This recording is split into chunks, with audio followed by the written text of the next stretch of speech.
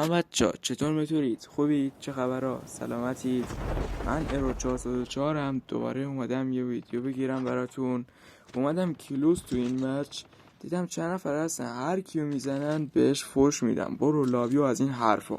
منم صدام رو آل بود شنیدم، گفتم بذار اینا رو بزنم دیگه یکم فشوریشون کنیم. باران نگاه کن تا آخر ویدیو نگاه کن، لایک و سابسکرایب فراموش نشه، اون زنگوله کنارشم بزن که هر ویدیویی گذاشتم اولین نفر ببینید. دمت گرم که تا آخر نگاه کردی.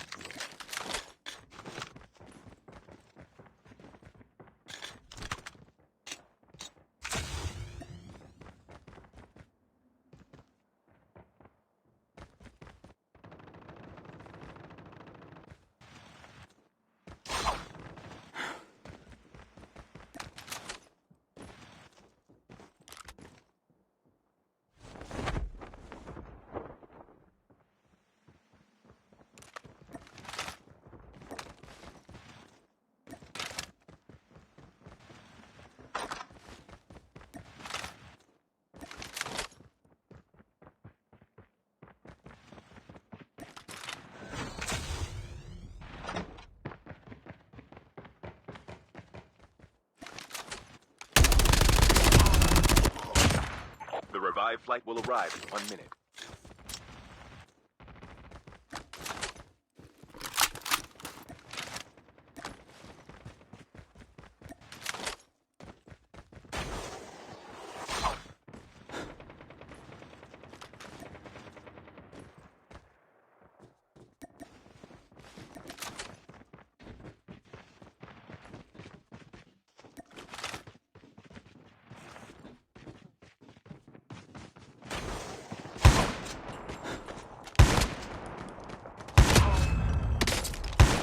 Chip terminal is almost ready.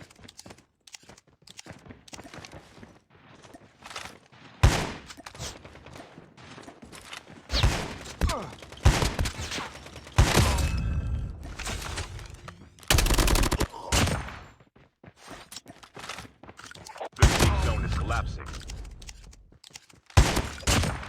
مرسی تا آخر ویدیو نگاه کردی. لایک و ساب فراموش نشه.